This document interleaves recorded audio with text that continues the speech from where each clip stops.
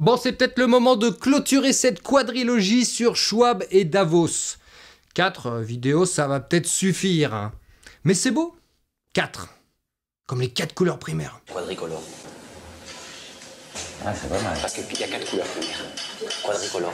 Tu voulais 4 couleurs de la France aujourd'hui, mais elles sont là. Et ça clôture aussi la trilogie en collaboration avec Julien Pain, vu qu'il a rompu notre contrat. Et qui m'a aussi bloqué sur Twitter. Ce qui m'étonne de lui car il prône en permanence le débat. Et là, on n'a même pas eu le temps de parler une seule fois. Alors j'essayais juste de lui montrer qu'il avait peut-être pas assez vérifié, contextualisé et nuancé ses propos avant de s'exprimer. Ça me rend triste. Enfin, pas seulement d'avoir été bloqué par Juju, mais c'est surtout que je me dis, une société où les fact-checkers sont parmi les meilleurs clients de ce format, c'est qu'il y a un truc qui va pas. Ça va pas. Ça va pas. Ça finit en paradoxal.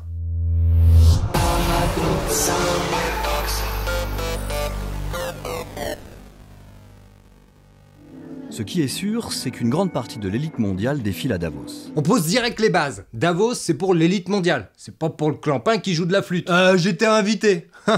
C'est juste que j'avais une représentation ailleurs en même temps. Donc tes raccourcis, tu te les gardes. Ici par exemple côte à côte Ursula von der Leyen, la présidente de la Commission européenne, et la première dame ukrainienne, Olena Zelenska. Ah tiens, Ursula, une première dame, et Klaus. Que des gens pas élus par le peuple. C'est peut-être un des soucis pointés du doigt qu'une partie de notre élite mondiale nous soit imposée. Tout le monde tente de faire sa publicité. Et le président de la FIFA n'est pas en reste. Bon, je vais tronquer quelques passages parce que la vidéo est longue et des mièvreries plates comme celles qui viennent, c'est pas le sujet. C'était tout simplement le meilleur mondial de l'histoire. Le plus beau, avec le plus d'émotions. Avec une émotion incroyable. Et avec un message très important en ce moment, c'est que le football unit le monde. C'est marrant parce que tu peux arrêter. Ah, c'est bon. Alors, c'est vrai que j'étais peut-être pas dans le thème. Faut le dire, c'est mon single aussi. J'aime bien le jouer. C'est marrant parce que pour Juju qui aime vérifier, contextualiser et nuancer, eh ben, il aurait pu mettre sous le nez de Jeff Bezos eh ben, que c'était aussi le mondial le plus polémique et le plus meurtrier. Hein, ça aurait nuancé un petit peu les propos de la gaffe. Olaf Scholz, chancelier allemand, a fait le déplacement. Nous avons une épée de Damoclès au-dessus de nos têtes. Le danger, c'est que le monde se fragmente, que la globalisation recule. L'objectif de la bande à Davos, et on l'a vu dans les épisodes précédents, c'est clairement l'expansion de la mondialisation. Et au pire, le maintien de cette globalisation. Emmanuel Macron, lui, ne viendra pas. À l'heure où les mouvements de contestation gonflent en Europe, il aurait peut-être été mal vu de s'afficher avec la jet-set du monde entier. Attends, Emmanuel Macron, c'est lui ? 500 000 € et générer 480 tonnes d'équivalent CO2, soit 53 ans d'empreinte carbone d'un Français au moment où la COP 15 sur la protection de la biodiversité s'achève à Montréal. Celui qui était à Kinshasa, bière à la main pendant les dernières manifs ? Tu voulais 4 couleurs de la France aujourd'hui, mais elles sont là. Oui, en effet, je pense qu'il se soucie de ce qui pourrait être mal vu, le Manu. Hein. La Chine, en revanche, a envoyé son vice-premier ministre. Et qui s'y fout là, lui ? Je croyais qu'il inaugurait juste le forum. Là, on dirait l'empereur qui se mélange pas avec le peuple. Il est sur la scène. Ouais, allez, vas-y. Il est de partout. Bah tiens, je vais le mettre là, tiens. Et un petit Schwab par-ci, et un petit Schwab par-là. Bah tiens, je vous le file en fond vert pour le mettre où vous voulez, hein. Faites preuve d'imagination. À Davos, les figures politiques côtoient l'élite économique. Plus d'une centaine de milliardaires passent au forum cette année. Là, on va arriver au cœur du problème, hein, que tous les dirigeants politiques élus se réunissent pour le bien du peuple et essayer ensemble d'avancer. Sur le papier, c'est positif. Oui, enfin, c'est peut-être pas le cas de tous les dirigeants non plus. Quand on a des milliardaires qui rentrent dans la boucle, il faut réellement avoir confiance en leur altruisme. Et comme on ne devient pas milliardaire en enfilant des perles, ah ouais, on peut douter.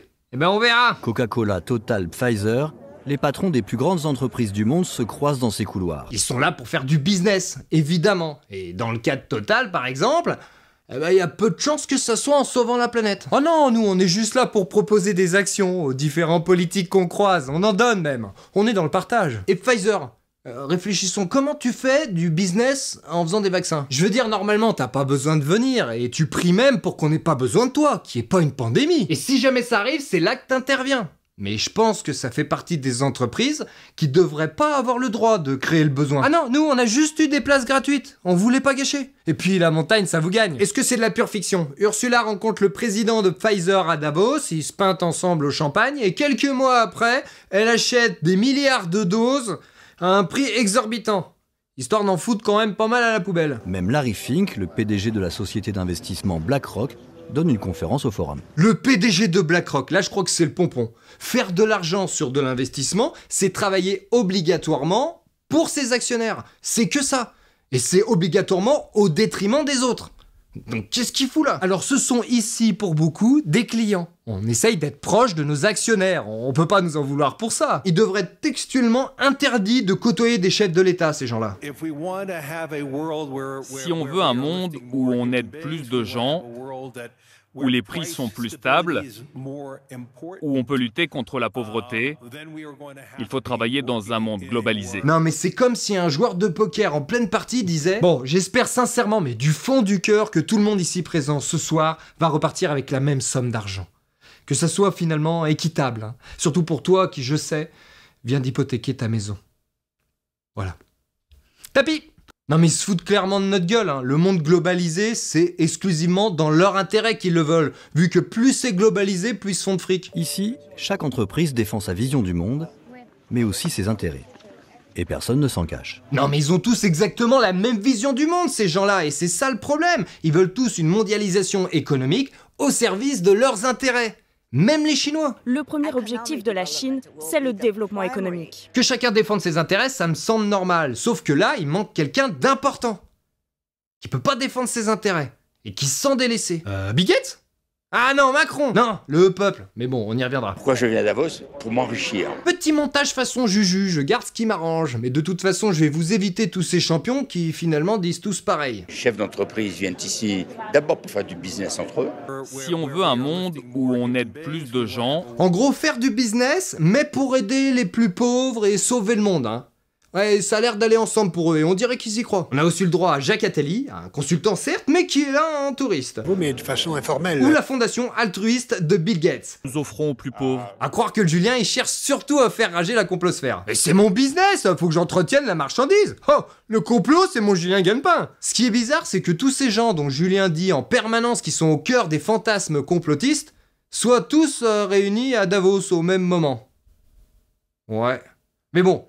Comme le dit Julien, tout est transparent. Tout est ici, donc affiché, mais il y a aussi bien sûr des réunions qui se font dans un cadre privé. Et évidemment, nous, les journalistes ici, on n'a pas accès. Ah, donc tout est transparent, sauf ce qui l'est pas. Juste derrière, c'est Christine Lagarde, la présidente du Fonds monétaire international. Bah non, Juju, elle l'est plus depuis 2019. Y a personne qui check ce que tu fais avant que ça passe à la télé. Bah si, y a moi. Et comme j'enfile des perles en même temps, c'est pas évident. Maintenant, elle est présidente de la Banque Centrale Européenne. Comme quoi, tout est lié. Des centaines de journalistes assistent à Davos. Pendant une semaine, tous les yeux sont braqués sur cette petite station suisse. Ça n'est clairement pas le lieu idéal pour comploter dans l'ombre. Sauf que t'as dit, bah il y a tout juste quelques minutes. Et évidemment, nous, les journalistes ici, on n'a pas accès. Donc l'un n'empêche pas l'autre. Au contraire, si ces gens voulaient réellement comploter, bah ça serait sûrement la meilleure manière.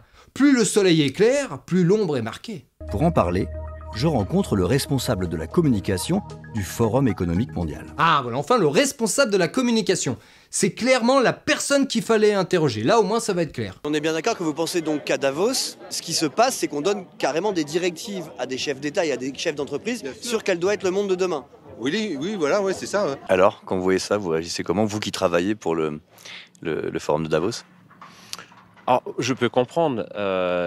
Il y a plusieurs crises qui se sont enchaînées. Le Covid, le conflit, le coût de l'énergie a beaucoup augmenté et du coup le coût de la vie a augmenté. Non, il va pas lui aussi nous faire une réponse creuse. La terre creuse, hein?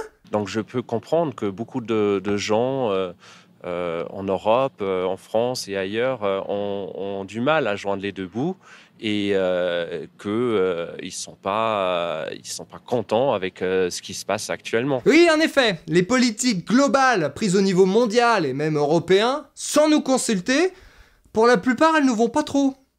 Non. Heureusement qu'au niveau français, entre la réforme des retraites dont personne ne veut, des 49.3 gogo et Macron qui fait tout pour que l'autoritarisme se légitimise doucement, ça va. C'est vrai qu'on dirait qu'il fait tout pour que ça parte en couille. Les siennes, peut-être, de couilles, je sais pas. Ouais, bah, si vous voulez rester en vie, vous rentrez chez vous, vous n'avez rien à prendre ici. Après, si avec ça qu'elle est pas au niveau de notre gouvernement, c'est pas le cas. Mais bon, là, encore une fois, la réforme des retraites, C'est une décision qui découle des grandes orientations européennes. Comme quoi, tout est lié. Nous, on est vraiment là pour essayer de trouver des solutions ensemble. Alors, vous noterez que s'il dit vouloir trouver des solutions ensemble, c'est qu'il compte bien au moins un minimum agir sur l'avenir de la planète. C'est important pour la suite, hein. C'est pas pour enfiler des perles. On a compris. Ah, et vous avez entendu le Julien? Il tousse. Alors... Pourquoi tu tousses? Non, mais même le Julien, il s'en rend compte à quel point sa réponse, elle est nulle et inutile. Il va même falloir qu'il l'aide. Ce que dit ce monsieur, et ce qu'on comprend, c'est que lui, il a l'impression que c'est que les élites mondiales, les gens très riches qui se réunissent ici, qui prennent des décisions, et que finalement le peuple est un peu écarté de ça, les nations sont écartées de ça. Bah alors, il a bien compris ce que voulait dire le manifestant, le Julien.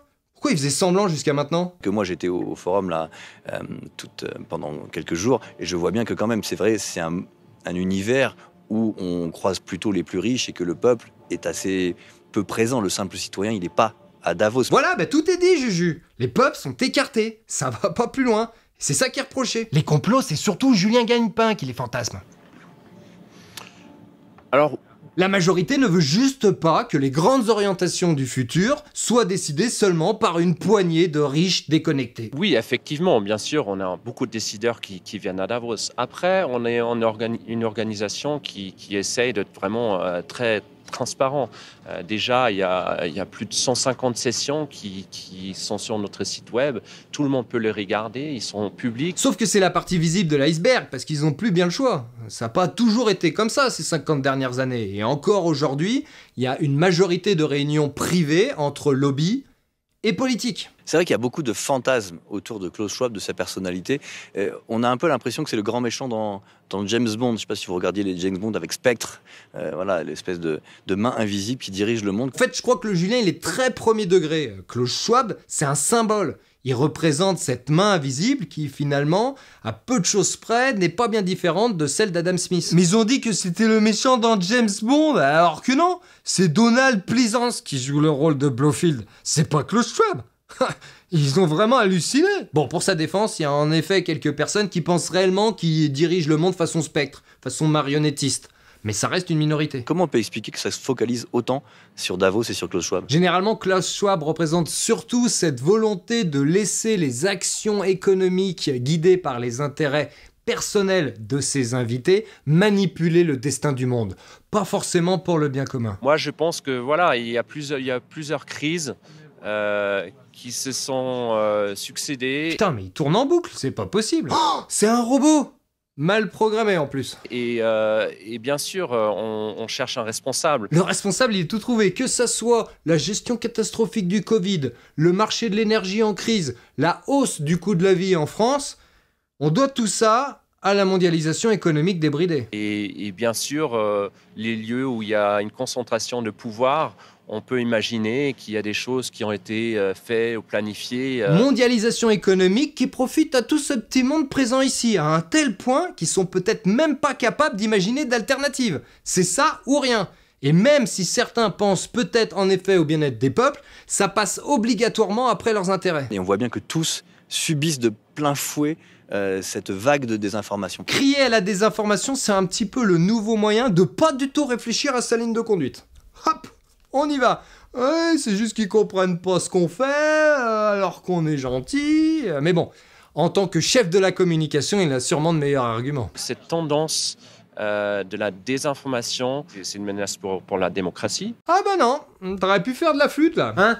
Ah, j'étais pas prêt. Et je pense que ça crée un monde qui est très, comment dire, hostile quelque part, où les gens ils s'échangent plus vraiment, et je pense que ça n'aide pas à avancer, à trouver des solutions ensemble. Mais comment veux-tu convaincre avec un discours aussi plat? Les gens ils sont méchants, alors que nous on échange entre nous, tout du moins, pour trouver des solutions bénéfiques, pour nous en tout cas. Ah bah moi je trouve justement que ça échange pas mal et que ça cherche des solutions pour se débarrasser d'eux. Ouais, c'est vrai. Bon allez, la conclusion de Juju. Pour certains, Davos est un lieu d'échange sur les grands enjeux de notre temps, qui réunit l'élite intellectuelle, économique et politique du moment. C'est le cas, en tout cas c'est tout à fait ce que voulait illustrer Julien Pain avec son reportage. Pour d'autres, Davos n'est qu'une arène de lobbying, utile à ceux qui y sont invités, plus qu'au reste du monde. C'est le cas aussi, et à plusieurs reprises ça a été confirmé dans les interviews. Les entreprises, elles sont pas là pour poser du lino. Bah à part nous, on est justement là pour poser du lino, salle 4. Un petit verre bouteille dans une salle de conférence, sympa. Mais est-ce que l'avenir de la planète se décide vraiment entre les murs de ce forum? Bah oui, que ce soit un lieu d'échange sur les grands enjeux de notre temps entre l'élite ou une arène mondiale du lobbying, ce forum influence grandement l'avenir de la planète. C'est logique. Et il vient de le démontrer à l'instant. Et la question que je me pose, c'est pourquoi il commence sa phrase par « mais ». Est-ce que Klaus Schwab manipule dans l'ombre les grands décideurs de la planète? Bah non, les grands décideurs décident tout seuls, même si Klaus Schwab les a bien manipulés un minimum pour les faire venir tous en même temps à Davos. Klaus Schwab a réussi à réunir dans un endroit improbable. Personne n'a envie de venir à Davos, il fait froid, c'est loin. C'est bien qu'ils ont tous un intérêt d'être là, coopérer autour de la sacro-sainte mondialisation économique. Certainement pas. Certainement pas quoi? Mais est-ce que l'avenir de la planète se décide vraiment entre les murs de ce forum? Est-ce que Klaus Schwab manipule dans l'ombre les grands décideurs de la planète?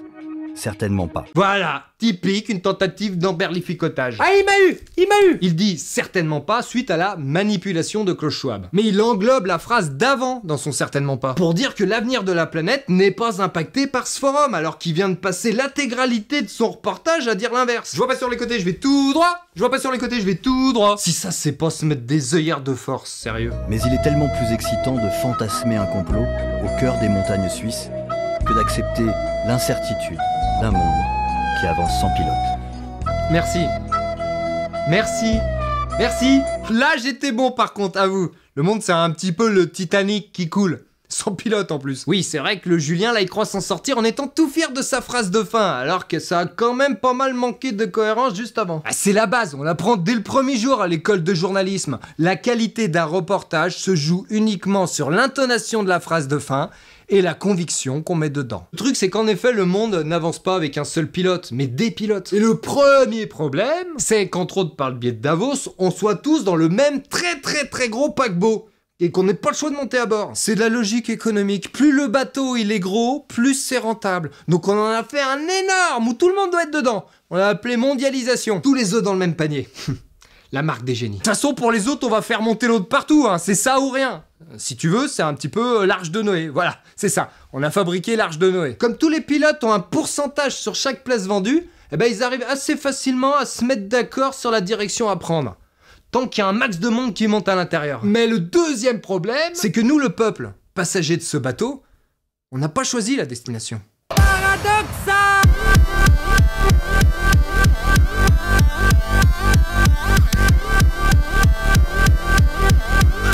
Comme d'habitude, merci à ceux qui commentent, à ceux qui partagent, à ceux qui aiment, à ceux qui typent, et à ceux qui bouffent la vie à pleines dents. Je vous vois, ça vous fait plaisir.